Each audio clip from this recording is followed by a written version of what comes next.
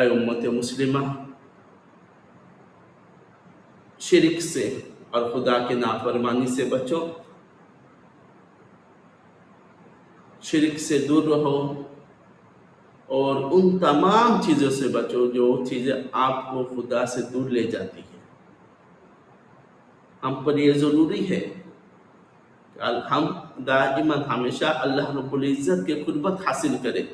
خدا کی خوشنودی حاصل کریں، خدا کی رضامندی حاصل کریں، اپنی عبادت کے ذریعے سے، اپنے نیک اعمال کے ذریعے سے،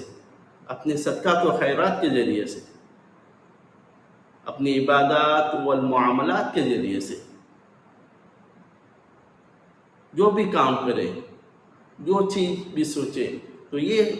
گمان میں یہ رکھے کہ اللہ رب العزت ہمیں دیکھ رہا ہے، ہمارے اعمال، ہماری نیت اللہ رب العزت دیکھ رہا ہے۔ اس کو مد نظر رکھتے ہوئے آپ جو کام کریں خدا کی خوشنودی حاصل کرنے کے لیے کریں، خدا کو راضی کرنے کے لیے کریں، تاکہ خدا میرے ان کاموں سے راضی ہو جائے، میں نے جو گناہ کیا اپنے تمام گناہوں کو معاف کرائے۔ یہی کہنا تھا، خدا سے یہی دعا ہے، خدا ہماری اس خدمات کو، قرآن کے تفسیر کی جو خدمات ہے، خدمات کو قبول فرمائے، اور آپ حضرات جو مجھے سن پا رہے ہیں، مجھے دیکھ پا رہے ہیں، جو میرے ساتھ ہے، اللہ آپ تمامی حضرات کو خوشحال زندگی عطا فرمائے، صحت یاب رکھیں، آپ حضرات کے تمام گناہوں کو معاف کریں، امت مسلمہ کے تمام گناہوں کو معاف کریں،